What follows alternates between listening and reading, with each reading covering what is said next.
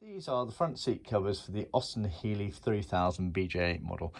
These have been done in full smooth biscuit leather with dark blue piping everywhere. Thought I'd get a quick video because they're quite unique in that regard. So let's start with the leather element of things. So as you can see, it's got the smooth finish on it and there's no vinyl on this whatsoever. It's full leather everywhere. So it's got the smooth style finish, slightly more expensive, but does look very nice. Now piping wise, he's asked for dark blue everywhere. Normally, when we do contrasting piping on BJ8s, it's normally just the outside piping that we tend to do contrasting, but I did ask the customer and he asked for it everywhere. So just to show you the differences between outside, the outside piping is this bit going around here and this bit round here, whereas the insides are these two straight lines here. And obviously at the front of the car here, they kind of merge into one anyway.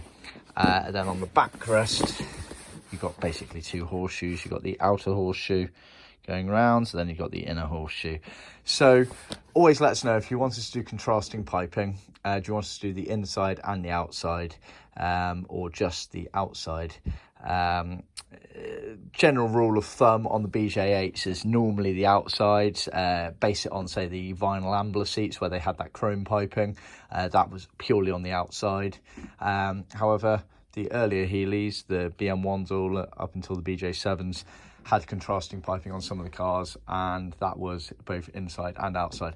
The main difference there being that the earlier seats had quite a different setup in terms of the way they were piped. They had the horseshoes like this basically, but on the cushions on the BJ8s you didn't really have it, so on the early ones you had it going around like that. So worth keeping in mind. Some people really like it going inside and outside. Other people think maybe it's a bit overkill. So ask us for advice. We're happy to send you samples. We've got photos, we've got videos obviously, so worth considering. But yeah, thought I'd give you a little video to explain that.